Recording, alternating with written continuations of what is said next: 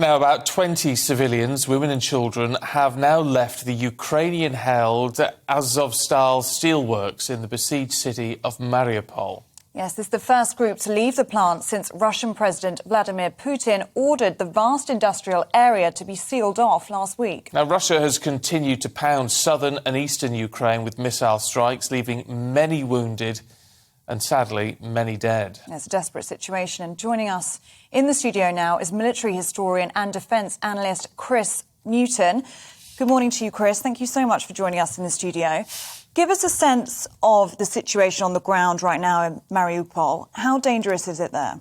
Oh, it's extremely dangerous. I mean, what's happening is that the Russians have pretty much captured the city, and the only thing that they haven't managed to capture was the Azovstal steel plant. So what they're managing to do is to try to seal off the steel plants, but there's lots of still civilians, and as you can see, they're still they're trying to escape, and and they keep pounding the steel plant with artillery and aircraft bombs as well, and it's horrendous. And of course, supplies are running low. They're desperate for supplies, and it's extremely desperate on the ground for Ukrainians. I mean, I know there are some armed people, this defence battalion which Russia is particularly opposed to, that are sealed off there, but also an awful lot of civilians, and we're talking about 1,000 people.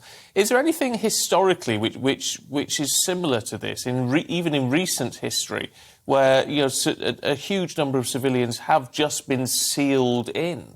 Because it seems a remarkable situation that they're not allowing any sort of humanitarian evacuation. I mean, that's a good question.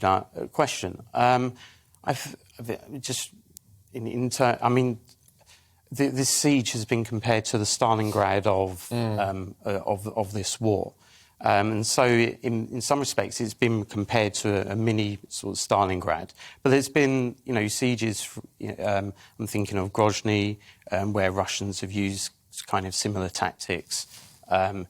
Aleppo as well in Syria, and it's very difficult to control the city. But if you're pounding the city as well, it's very difficult for the civilians to escape as well. And many of the people in the steelworks are trapped underground, aren't they? They're trapped in tunnels, and we're hearing reports they're running out of food, water, medicines, and we're hearing these very depressing numbers that 20 people have managed to be evacuated. There's still 1,000 people left to get out. How likely do you think it is, with the conditions the way they are underground, that those people will actually get out safely?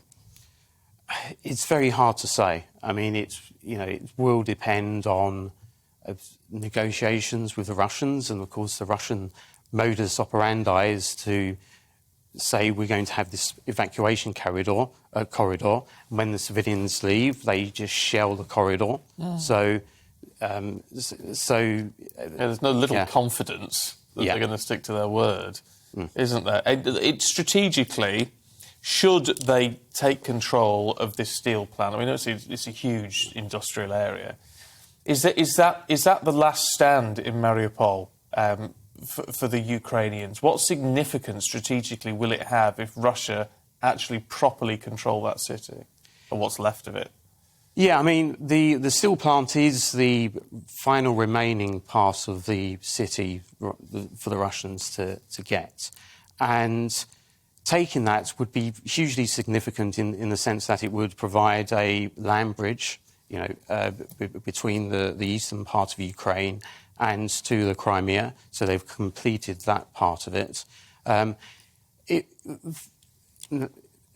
Capturing the city has already sort of freed up forces for the Russians to use elsewhere, and it would also be somewhat of a psychological victory as well for the Russians as well. They've managed to take this important city, and it would offset some of the problems that they're facing. Just very very briefly, would it be enough to give Putin what he wanted for May the 9th and their victory day, that we know is an important deadline for him? I mean, that's very hard to say, but probably not. Probably not, because what I think, looking at what's happening in terms of the command structure, I think Putin perhaps wants an encirclement in the Donbass. And that's why he's, for example, there's reports of him appointing the Chief of the General Staff, General Gerasimov, to lead operations in the on the Izium axis. And that's an indication that maybe things aren't going as quickly as Putin would like to have gone. And therefore, he wants the top general to really sort things out on the ground. Chris Newton, it's always good to see you. Thank you very much indeed. Thank you.